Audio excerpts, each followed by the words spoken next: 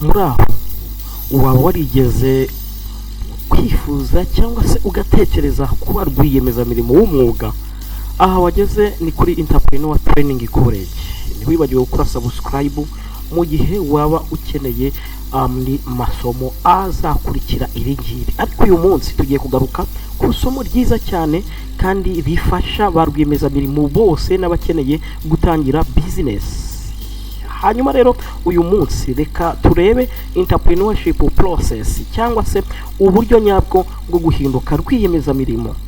Rwiyemezamirimo ni umuntu uwo ari we wese ugambiriye gushyira mu bikorwa igitekerezo cyiza afite agamije kubona inyungu. Ariko nanone uyu munsi abantu benshi turabona hari abafite ibitekerezo byiza byo gutuma babona amafaranga cyangwa se inyungu.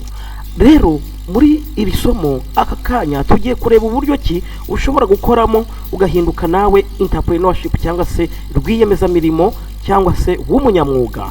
Ariko nanone reba ikibazo kiraho utuye, icyo bita what is missing in your world cyangwa se village. Kuvuga ngo nahantu kureba ugasesengura ukareba ni igiki kibuze ahantu ntuye, mu gace utuyemo, aho utaha, aho uba mu buzima igihe kinini cyane, ni igiki ubona kibuzemo. Hanyuma process ya kabiri, come up with an idea or solution. Hagati aho rero niba umaze kubona ikibazo kiri ahantu utuye, ugomba kugira igitekerezo kiza gukemura cya kibazo wabonye kuri process ya mbere. Birumvikana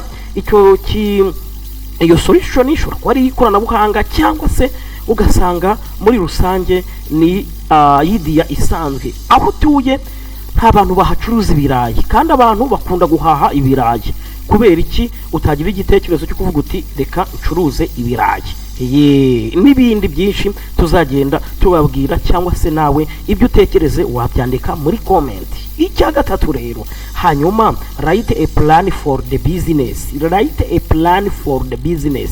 Icyo ugomba gukora rero muri ibi byose tuvuze, hanyuma ihe plan cyangwa se planinga. Guplaninga ni uguteganya ibikorwa uzakora mu gihe kiri imbere. Hanyuma rero icya kane, design and make the product. Icyo ugomba gukora cya kane rero, uhita ukora design cyangwa se ishusho ya product cyangwa se igicuruzwa ubona wazacuruza ku isoko. Hanyuma process ya nyuma nayo ya gatanu, sell the product and make a profit. Hanyuma rero gurisha igicuruzwa cyawe. Ariko tubibutsa ko mu bice tuba turimo tubabwira business burya igizwe n'ibice byinshi, ariko twebwe twibanda ku bice bigera muri bitatu by'aba rwiyemezamirimo. Hari aba rwiyemezamirimo bato, abana bakiri muri primary, birumvikana hari ba rwiyemezamirimo b'urubyiruko bari no muri segonderi,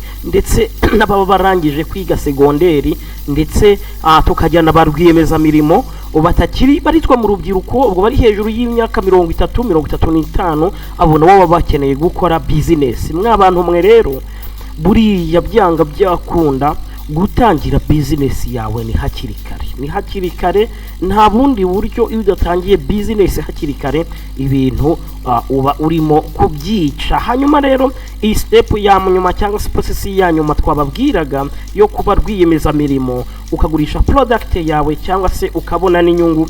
Birumvikana he twatanze urugero, niba usanze muri quartier aho utuye hari abantu bakenera ibirayi, ariko ibirayi wenda bikaba bituruka kure, mu by'ukuri ukagira igitekerezo cyo kuvuga utereka ntangize reka ntangire ndangura ibirayi. Ntutegereze kurangura ibirayi kuko uranguye imifuka n'imifuka, ahubwo rangura nk'ibiro 5 abari byo utangiriraho, urangura ibiro 10 abari byo utangiriraho. Uko ugenda ubona abakiriya biyongera, ni nako n'igishoro kizagenda kiyongera, kandi tuzanagenda turebera hamwe cyane izindi ubundi buryo busobanutse bw'uburyo wagenda wubaka business yawe ikagenda ikura. Buriya business ikura nk'umuntu nayo uko wayitangiye hakiri kare birangira wubatse brand nziza ukazagenda ubona inyungu. Ushobora gusanga hari abantu batabona ibitoki muri karitsiye zanyu ugacuruza ibitoki, ushobora gutangirira kukorora amatungo magufi, ushobora gukora gutera ibiti, ugatera imbuto, ugatera urutoki, ugatera ibijumba, ugatera business ni nyinshi ushobora gutangiriraho ukabikora hakiri kare. Hanyuma rero mu yandi masomo turimo kubategurira tuzagenda tubereka izindi business wagenda ukora, ariko dushingiye cyane ku masomo tuba tugenda twiga mu ishuri yo kwihangira imirimo ndetse n'ikoranabuhanga kugira ngo ibintu bibe bigenda neza. Hanyuma rero murakoze, reka tuzongere dusubire, ariko mbere yo kugira ngo tugende reka tubibutse ko muri African Deals Domain ukeneye gukora business bafite programu yitwa Workspace. Yo add a workspace igufasha gutangira business hanyuma bakakubera mentor, nukuvuga ngo guhera ku gitekerezo ukabasha gukora business. Bahamagare cyangwa ubandikire kuri 0788106339 bagufashe gutangira business, bagufashe kureba igitekerezo nyacyo watangira mu business mu buryo bworoheje, ubundi ibintu bikagenda neza. Tuzasubire mu yandi masomo akurikira.